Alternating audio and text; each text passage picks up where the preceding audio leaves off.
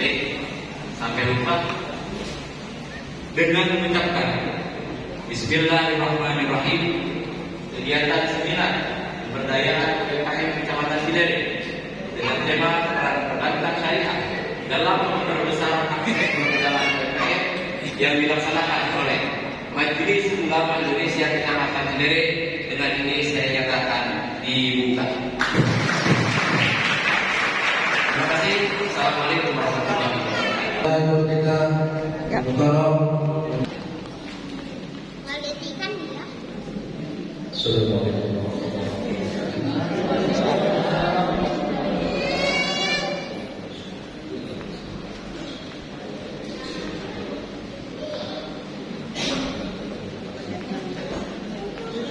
Oke, urus itu ya.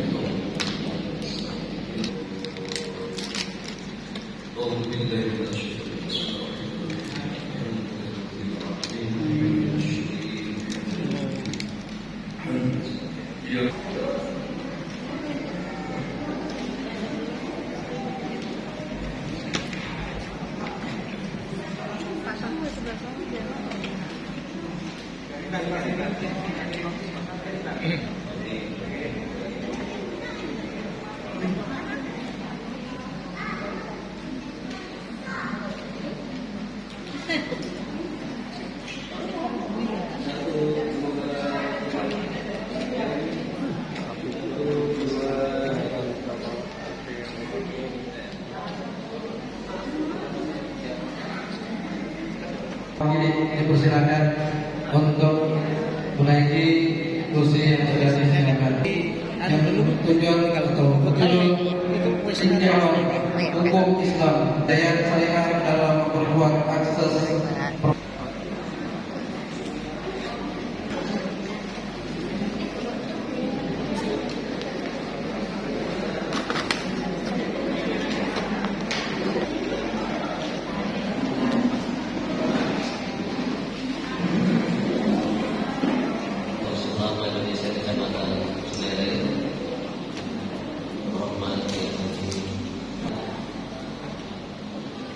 sebagian sudah kenal ya. Asli pakai sop asli Bangkalan jadi katanya orang dia Bangkalan juga di sebelah kiri saya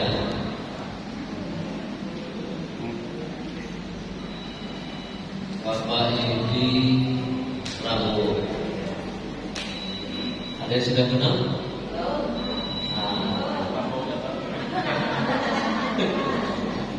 Saya mau nyebut itu nanti juga kenal dengan beliau karena salah satu untuk kegiatan kita pegadaian syariah ya Pak. Saya baru kali ini kenal dengan pegadaian syariah, makanya saya ingin datang. Saya memang diintimidasi sama itu. Kami berharap itu terakhir ada begini. Masih bertanya-tanya status perbankan syariah itu sendiri, baik perbankan syariah maupun perbankan syariah. Bapak Dokter Ulani Mukni yang nanti akan menyampaikan supaya Bapak Ibu sekalian tidak ada keraguan bahwa perbankan syariah statusnya begini, pegadaian syariah begini. Bapak Dokter Ulani Mukni untuk menyampaikan keterangan tentang tinjauan Islam terhadap perbankan syariah. Kami persilakan. Assalamualaikum warahmatullahi wabarakatuh.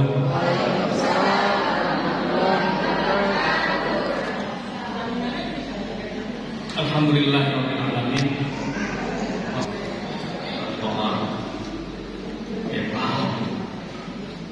Beserta seluruh pengurus MUI Kecamatan Cinere.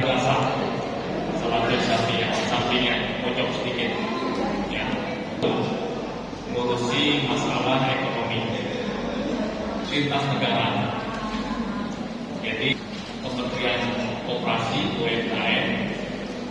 Expo. Nanti mereka itu para pengusaha-pengusaha yang ingin menjual produknya ke luar negeri menentukan dengan calon buyer. Itu antara lain dari Saudi, apalagi Iran, Pakistan, Mesir, Aljazair, Maroko, dan sebagainya. Ya Bu ya. Kerja ataupun berhubungan dengan pelaku usaha itu luar biasa nikmat. Kenapa? Tepuk tangan dulu buat kita semua. Tepuk tangan dan semangat dulu. Karena ada dua budaya, kalau tadi dikatakan Bapak Bursalim sebagai camat kita, Depok sebagai kota yang maju, berbudaya, sebelum sejarah memang harus budaya dulu. Dalam apa budaya dalam? Budaya dalam itu orang di belakang layar mengarahkan orang supaya tampil. Hakikatnya yang pinter dalamnya atau wayangnya? Yang pinter wayangnya apa dalam?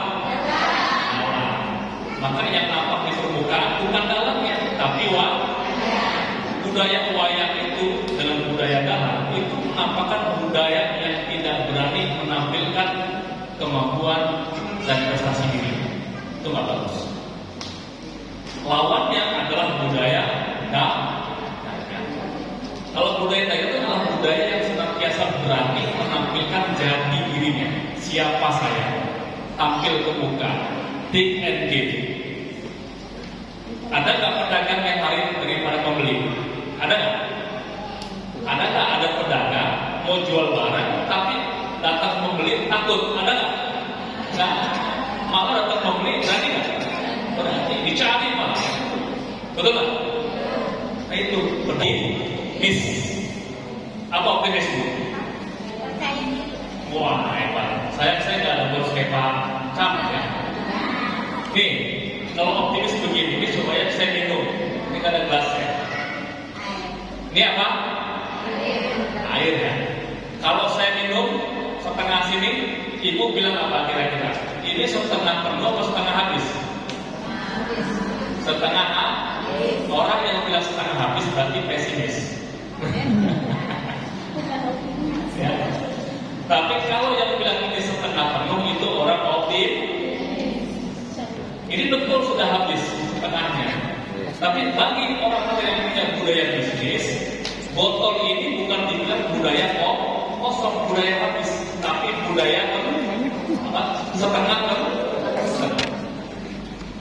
Ini artinya dia punya pandangan optimis, percaya di masa depan yang cerah.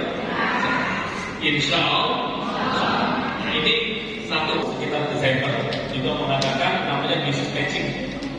Business matching itu WUD ada WUD. Ada kan? Pastinya. Ya, kita bilang ini memang putih, tapi putih bukan sembarang putih. Kan yang disampaikan. Sekarang ada sosialisasi penyampaian tentang apa sih permodalan syariah, apa sih itu tentang etika bisnis secara syariah. Terus dikembangkan bagaimana nih para peserta yang sudah siap dengan produknya supaya ditemukan dengan potensial pembeli dari sisi syariahnya, ya. Nanti dari pihak pegadaian syariah akan menyampaikan produk-produk yang ditawarkan atau yang dimiliki oleh pegawai syariah. Kalau dari aspek syariah, bisnis itu apa sih Bu? Ada hadis nih, orang kadang memahami begini. Saya terakhir ada dengar khutbah Jumat itu di daerah DDR. Ada hadis Nabi yang populer, beliau sampaikan. Allahumma ahyini miskinan, wa amitni miskinan, wahsyurni ma'a zumratil masakin. Ya Allah, hidupkan aku, terjemahan beliau, dalam keadaan miskin. Matikan aku dalam keadaan miskin. Dan bangkitkan aku nanti, giringlah aku di hari kiamat bersama para masakin. Nah ini begitu kira-kira harusnya. Kira-kira Islam itu kayaknya agamanya menurut kita miskin kan? Ya kan? Betul nggak? Nah ini perlu sedikit meluruskan pemahaman Bapak Ibu sekalian.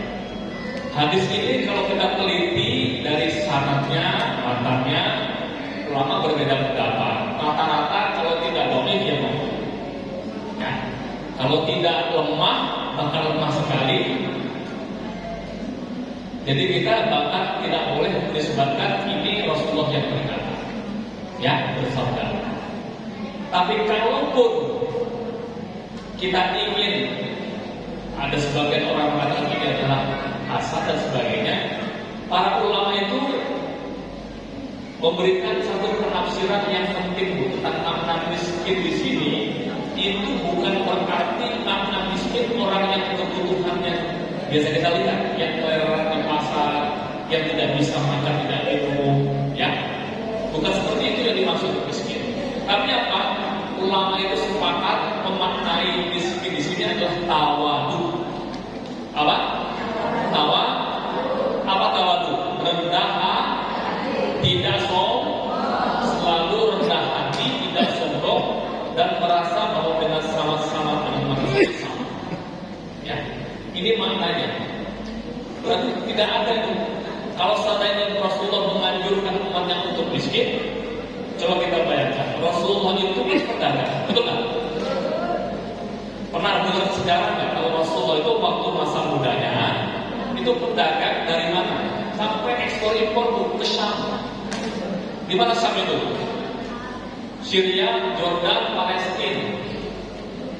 Ya, itu kalau istilah sekarang beliau itu adalah trader, eksportir, importir. Betul nggak? Luar biasa nggak? Jadi bukan tingkat dari kecamatan Cinere ke mana? Limo aja. Itu sedikit angkanya, tapi apa? Sudah tingkat negara, Bu. Dari beliau itu ke Yaman. Kan ada ila fi Quraisyin ila fihi rihlatas syita'i. Jadi demi suku Quraisy yang mereka itu punya kebiasaan apa? Berdagang. Maka dia ke Yaman. Kalau musim panas, beliau itu ke Syam. Ya. Rasulullah itu masih muda, umur berapa tahun? 5 tahun nikah, ya, dengan istri yang bernama siapa? Siapa istri pertama? Siti Khadijah. Sekitar 20 tahun. Nilainya itu kita sekarang 55 juta atau 50 juta lah satu ukanya. 50 kali 20 berarti berapa? 1 mil. Coba bayangkan. Mahar baginda Rasulullah menikah dengan Khadijah itu nilai sekarang berbeda 1 mil. Adakah lelaki panggilan ganti yang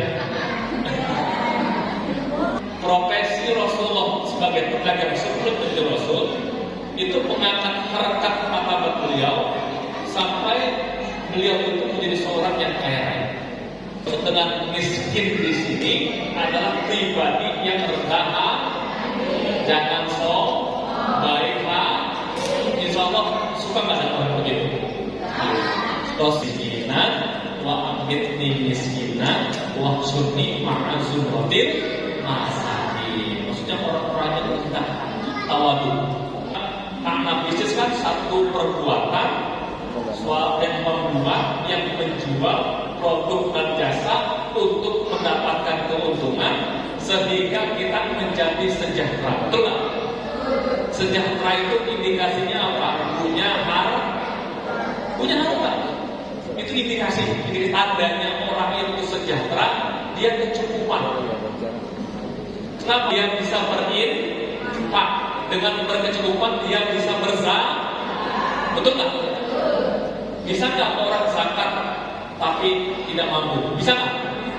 Justru bukan menjadi muzaki, dia menjadi mustahik yang berhak menerima zakat. Berubah tuh jadinya. Bahkan pesan zakat itu, Bu, kalau tahun sekarang kita jadi mustahik zakat, tahun depan kita niat supaya menjadi muzaki. Apa muzaki? Orang yang berzakat. Menjadi sejahtera antara lain adalah berbisnis. menjadi orang kaya, menjadi orang yang sejahtera, itu adalah hal yang diharapkan oleh agama Islam. Tapi kaya yang bagaimana di hadapan Islam, itu yang jadi pertanyaan kita. Ya Bu ya. Yang bilang begini, inna tujara yub'atsuna yaumal qiyamati fujjar. Nanti para pedagang, para pebisnis UMKM hari kiamat dibangkitkan oleh Allah dalam keadaan masih berdosa. Nah, ya. Ini kalau orang ngajinya setengah, maka penting nih ngaji di MUI supaya ngajinya khatam. Kalau berhenti di situ sudah Allah lazim pindah pamit kan, pulang dagang. Tapi kalau ngajinya khatam, dia ngerti inna tujara yub'atsuna yaumal qiyamati fujjar. Dia sama-sama jarok dengan jarok, cuma tak dengan fa nih. Inna tujara yub'atsuna yaumal qiyamati fujjar. Nanti pedagang-pedagang, para pebisnis hari kiamat itu dibangkitkan oleh Allah dalam kondisi masih maksiat, masih berdosa. Seolah-olah kita ini diajak supaya menjauh dari aktivitas bisnis di hadis. Kalau berhenti di situ, laisa alaikum junahun an tabtagu fadlan min rabbikum. Kata Allah, orang yang pergi haji, sudah haji Bu? Sudah pergi haji? Mudah-mudahan istri yang pelatihan haji semua mudah-mudahan. Dulu sebelum ayat itu para sahabat kering, yang para pebisnis UMKM banyak jamaah yang berdagang di Madinah banyak. Maka itu bukan kota petani. Kalau di Mekah itu budaya pedagang. Itu semua buah-buahan, mau durian, mau rambutan, mau pisang, semuanya ada. Karena yang bawa para pedagang. Yang orang Mekah itu adalah pedagang sejak dulu sampai sekarang. Boleh nggak saya membawa barang dari Madinah, kurma? Boleh nggak saya bawa pakaian dari Madinah untuk dagang di Mekah? Takut. Laisa alaikum junahun an tabtagu fadlan min rabbikum. Jadi tidak mengapa, tidak dosa bagi kamu wahai umat Islam untuk mencari karunia berbisnis, ya, daripada karunia Allah saat kamu setelah menunaikan ibadah haji dan aktivitas berbisnis. Dua-duanya halal dan halu minan. Betul Bu ya? Kalau apa? Hubungan kita kepada Allah dan alhamdulillah hubungan baik kita kepada manusia menciptakan kamu. Di hati kamu itu selain ibadah juga sisihkan untuk bisnis juga. Ada ayat juga, ini Kiai Wahab, beliau hafid Al-Quran, sangat paham betul dalam ayat misalnya ayat 20 itu. Wa akharuna yadribuna fil ardi yabtaguna min fadlillah wa akharuna yuqatiluna fi sabilillah. Ini surah Muzammil. Allah mengatakan ada sekelompok manusia yang yadribuna fil ardi yabtaguna min fadlillah. Dia itu berjalan di muka bumi untuk bisnis. Ini ayat Al-Quran. Sebagian lagi kata Allah, ada sekelompok umat muslim yang juga yuqatiluna fi sabilillah, berjihad di jalan Allah. Ibnu Mas'ud radhiyallahu anhu sahabat Nabi, beliau menafsirkan dan memahami ayat ini, kedudukan jihad dan bisnis itu setara. Sahabat Nabi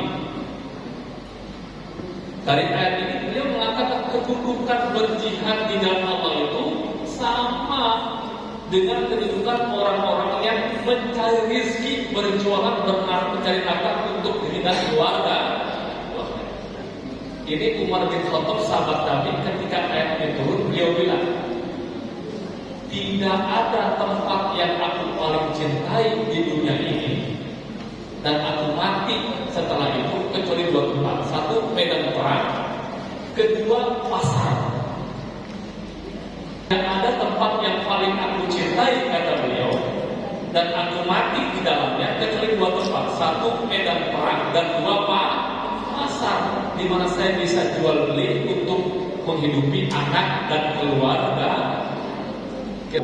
Kalau menjadi pebisnis, pengusaha, insya Allah, kalau niatnya ikhlas untuk menghidupi diri sendiri, menghidupi keluarga, anak cucu, insya Allah mudah-mudahan sama dengan jihad fisabilillah. Abdurrahman bin siapa bu? Abdurrahman bin Auf. Ini sahabat Nabi, ini kaya banget. Sahabat Nabi yang mendapat jaminan masuk surga. Namanya Abdurrahman bin Auf. Madinah bu, dia tinggalkan semuanya. Abdurrahman bin Auf, Auf ke Madinah sama Rasul itu semua tempat tinggalin, perdagangan tinggal di sana. Dan ada sahabat Nabi namanya Sa'ad bin Al-Arabi. Rasulullah bersaudarakan, namanya Ansar dan Muhajirin kan Pak. Ketika di sana dikasih, saya punya istri 4, sahabat yang di Ansarnya. Nih, kamu pilih mana yang paling cantik, saya kasih. Ini senangnya Akhor dipersaudarakan antara Ansar dengan Muhajirin, ya. Abdurrahman Auf ini karena kaya ya, tapi karena hijrah bersama Rasulullah ditinggalkan semuanya, tidak punya apa-apa, miskin. Sampai ke Madinah dipersaudarakan dengan saudaranya Sa'ad. Teman, aku punya istri 4, silakan pilih yang paling cantik, kamu pilih mana? 1 ambil. Ya, kata dia. Ini aku punya harta banyak, bagi setengah buat saya, ambil buat kamu. Nah, nih hebatnya. Beliau bilang, aku terima kasih kebaikanmu, saya terima dengan baik, tapi aku izinkan hanya pilih 1, tunjukkan saya pasar. Tuh, bisnis, insya Allah saya akan mendapatkan kekayaan dari sana. Bisnis di pasar ketemu, itu beliau menjadi orang yang sangat kaya dan berjihad di jalan Allah dengan hartanya. Hadis yang tadi harus kita maknai, baca terus. Kalau orang ngaji di MUI Kecamatan Cikarang, insya Allah ngajinya hafal. Ya bu, fujaro yub'atsuna yaumal qiyamati fujaro illa man ittaqallaha wa barra wa shadaqa. Nah, ya, kecuali siapa tuh yang tidak berdosa? Orang-orang yang bertakwa kepada Allah, wabar dia profesional. Yang ketiga, wasodaqah, jujur. Bertakwa, profesional, dan jujur. Pedagang, pebisnis yang memiliki kategori 3 ini, insya Allah nanti dimasukkan ke dalam surga.